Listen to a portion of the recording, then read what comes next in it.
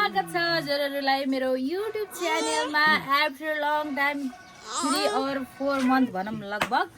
त्यसपछि आज मैले भिडियो स्टार्ट गरेको छु साथीहरू। भिडियो स्टार्ट गर्दैछु मैले चाहिँ यहाँ मेरो कर्म घरदेखि। अनि हामी चाहिँ मकै पोलेर खान्छौँ साथीहरू। हाम्रोतिर चाहिँ मकै पोलेर खाने भइसक्यो। यस्तो मिठो भएको छ कि गुलियो मिठो टक्क। अनि साथमा साथीहरू हजुरहरूले यस्तो के अरे घिउमा मकै मोलेर चढाउने चलन गर्नुहुन्थ्यो कि नै? पहिला पहिला हाम्रो चाहिँ गाउँघरतिर यस्तै के अरे घिउमा मोलेर चढाउने खाने गर्थ्यौँ। अनि अहिले चाहिँ हामीले चढाउन नभए पनि हामीले यसरी मोलेर खान्छौँ। यस्तो मिठो भएको छ कि के कुरा र साथीहरू। कसरी म भन्ने रोक्नु है, म खाएर देखाउँछु कि। यस्तो गर्ने अनि यसरी उसमा चम्चामा ल्याउने अनि फेरि गर्ने अनि यस्तै मिठो सबै दामी भयो। अहिले झन् दामी गरेको छु मैले। घिउ बनाएको थियौँ, घिउको सँग यस्तो दामी भएको छ साथीहरू। फर्स्ट टाइम त के होइन भयो, पहिला पहिला हाम्रो उहाँले त्यस्तै गरेर चढाउनुहुन्थ्यो। अनि यता पोल्दै हुनुहुन्छ हाम्रो ठुलो मम्मीले, उहाँले खानुहुन्न। अनि अर्को छ फेरि उता। ल मेरो युट्युब च्यानलमा स्वागत छ हजुर आमा छोरालाई। ल हेर्नुहोस् गाइजहरू। अनि अब यो आज भ्लग स्टार्ट गरेर चाहिँ अब कहाँ कहाँ पुग्छ थाहा छैन, कहाँसम्म पुग्छ। हाम्रो यता लालाबालाहरू छन्। अनि भर्खर पानी परेको थियो, अहिले घाम लाग्यो साथीहरू। म चाहिँ 1 महिनापछि घर आएको छु। उतातिरको भिडियो केही गरेन। आजभोलि युट्युबमा भिडियो बनाएर राख्नलाई जाँगर पनि जाँगरै राख्दैन। यो फेरि के कारणले यस्तो भएको भन्दाखेरि ध्यान भयो फेसबुकतिर बढी गएको। फेसबुकतिर पोस्ट गरिन्छ, युट्युबमा गर्ने छाड्यो। त्यही भएर युट्युब दादा हजुरले अलिकति हामीलाई केही चिज अलिकति फेसिलिटी दिनु त हामी भिडियो बनाउनु बाध्य हुन्छौँ नि त। सो त्यही भएर अलिकति गर्नु पऱ्यो है, केही गर्नुपर्ने चिज। उहाँ जाडो भएर थरथरी हुन्थ्यो यहाँ हेर्नु साथीहरू। अब यस्तै सर्लक्क पसिना पुछ्या छ खाछ। एउटा हातले सर्लक्क पसिना पुछ्या छ, अर्को हातले कम खाछ गर्ने स्थिति आइसक्यो। यहाँ त गर्मी सुरु भयो नै। अनि के अरे हाम्रो यहाँ चाहिँ म अहिले हजुरलाई देखाउँछु। हामी 1 महिनाको आउँदा त हाम्रो घरको त हुलिया सब चेन्ज यस्तो भएको छ, कुरै छ। हेरौँ ल गाइजहरू साथीहरू, मेरो जेठी छोरीलाई हेर्नुहोस् न युट्युब च्यानल। मेरो जेठी छोरीसँग 1 महिनापछि भेट भएको। म कस्तो खुसी भएको थियो हेर न, फुलकुमारी हेर न। ल साथीहरू मेरो छोरा चाहिँ यहाँ माछा आएको। यहाँ हाम्रो भाइ डेली हाम्रो यो माछाको लागि चाहिँ हामीले भाइसँगै राख्छौँ। अनि भाइले माछा ल्याएर आएको छ नि। यो चाहिँ काँडावाला माछा। कुन माछा रे यो? हामीले सधैँ खाइरहने चाहिँ बोइखा हो। यो के हो? रहु माछा हो।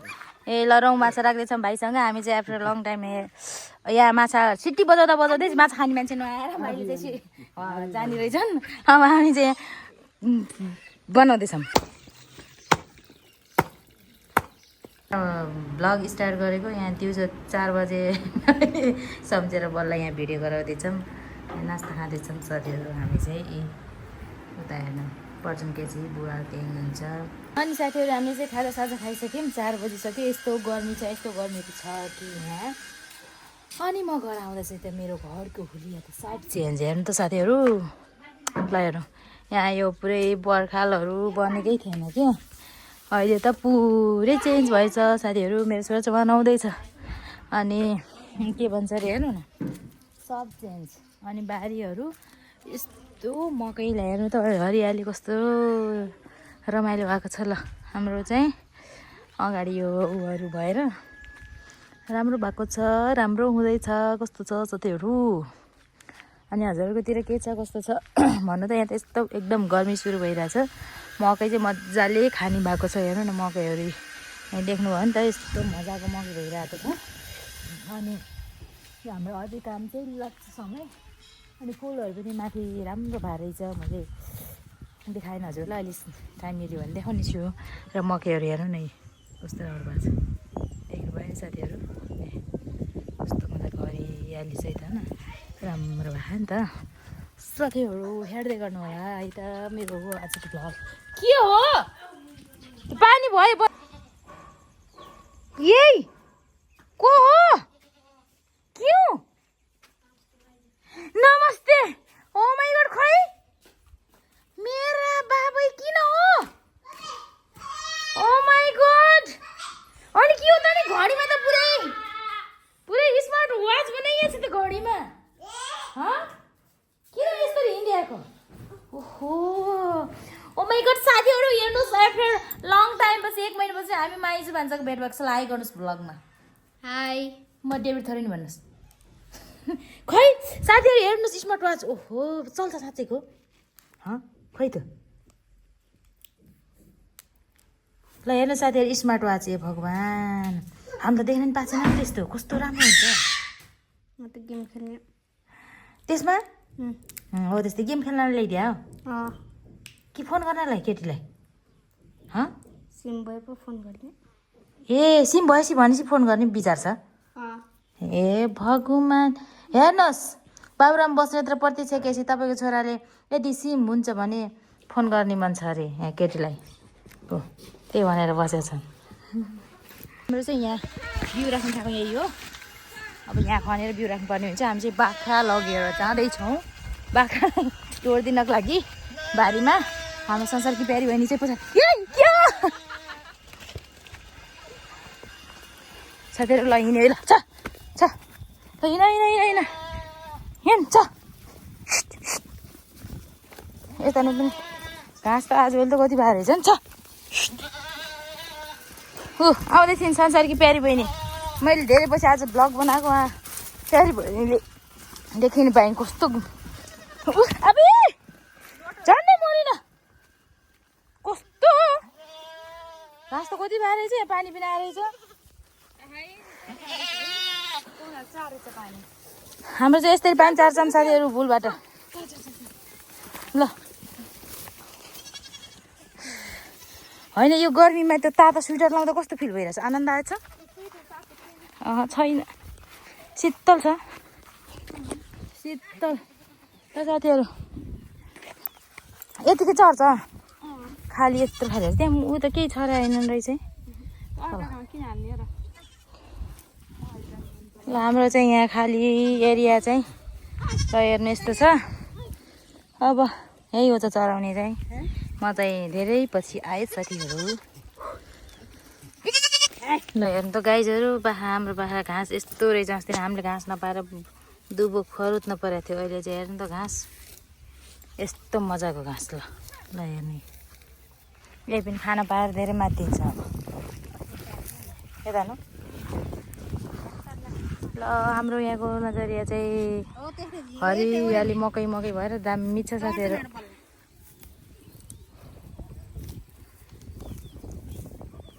ल साथीहरू यहाँ चाहिँ बाख्राको वाला यता यस्तो हाम्रो चाहिँ सुविधा छ हाम्रो खेतमा बाख्राको वाला यहाँ बाख्रा चलाउँछन् साथीहरू हेर्नुहोस् बाख्रा चलाउनु पहिलो नम्बर कि संसारकी प्यारी बहिनी यिनी हुन् आज चाहिँ भ्युज पुरै टन्नै आउनु पऱ्यो साथीहरू संसारकी प्यारी बहिनी भयो भने त मेरो टन्नै भ्युज आउँछ कि युट्युबमा त्यही भएर मजाले आउनु पऱ्यो साथीहरू किनभने मैले धेरै भयो युट्युबमा त राख्दैन त भिडियो कति महिना भयो के अल्छी लाग्छ एडिट गरेर अनि फेसबुकमै उतातिरको राखिन्छ नि त त्यही भएर साथीहरू अनि हाम्रो मकै चाहिँ कति राम्रो साजु जता कतै हरियाली छ अनि यहाँ बाख्रा हेर्ने ग्वालेहरू चाहिँ यहाँ 3 जना हुनुहुन्छ अनि हेर्न सक्नुहुन्छ यता 1 जना उता 1 जना 2 जना अहिले आउँछु म लिउन 3 जना ल उहाँले पनि बाख्रा हेर्नुहुन्छ हेर्नुहोस् हाम्रो जेठानी उता चाहिँ देउरानी बन्नु भन्यो कि बन्दिनँ मलाई देउरानी भन्न मन लाग्छ देउरानी भन्दैन भन्छन् अब के गर्ने मेरो त देउरानी चाहिँ नहुनु भयो त छन् बुझ्दिनँ कहिले बिहा गरेको हुन्छ नि कुन चाहिँ देउरानी भन्छु भन माइली कान्छी भन न त्यहाँदेखि हेर्नु साथीहरू उनलाई एकदम जाडो भइरहेको छ किनभने त्यही भएर तिनले हेर्नुहोस् त जाडोमा लाउने कार्डिगन कार्डिगन लगाइरहेको छिन् हेर्नुहोस् न साथीहरू हो र गाउँ किन यो संसार उज्यालो म आएपछि गाउँ मात्र होइन संसार उज्यालो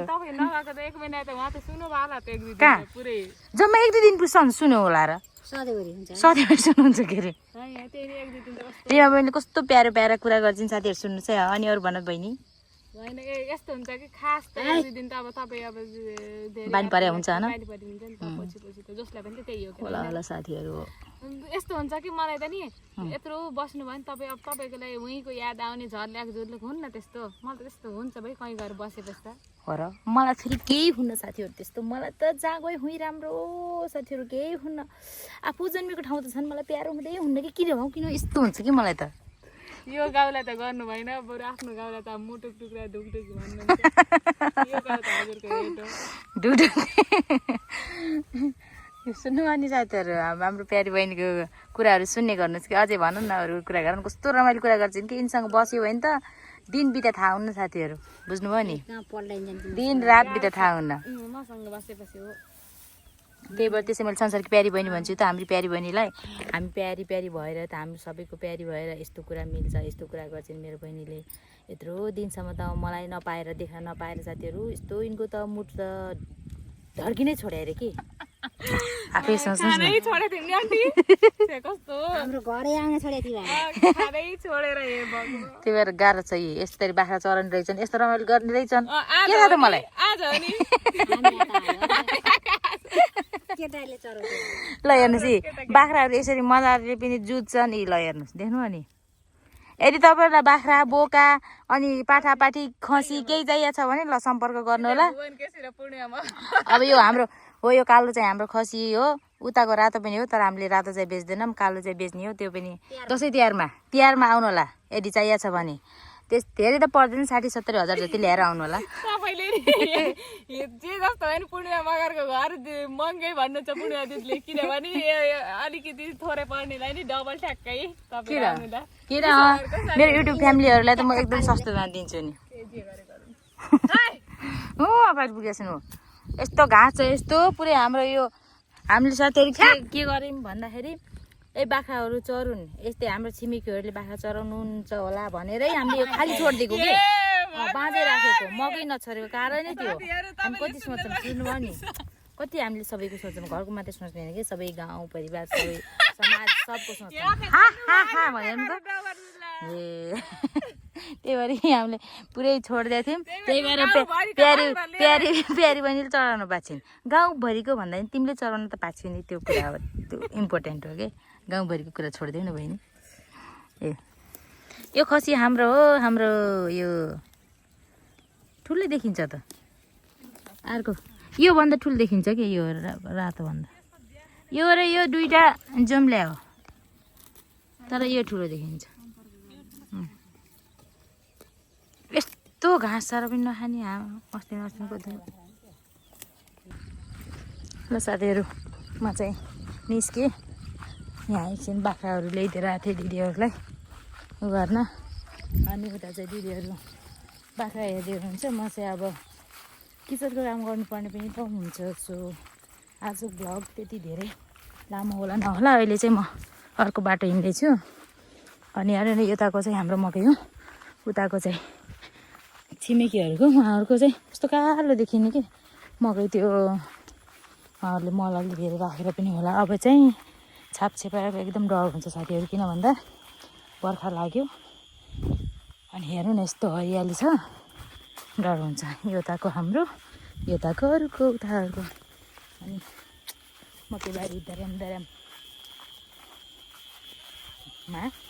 भिडियो गराउनु पर्ला भन्ने कुरो पनि हरायो साथी अहिलेको साल चाहिँ बनाउनु पर्ला जस्तो छ यति बेला घाँस काट्न चाहिँ अलिकति शीतल हुने बिहान चाहिँ यस्तो गर्मी हुन्छ घाम यति लाग्छ कि कोही छाडौँ सो हाम्रो यहाँ टमाटर चाहिँ टमाटर नै भइदिएछ कहाँ गयो केटाकेटीहरू बाबु कता गयो भनेर म चाहिँ आएको हो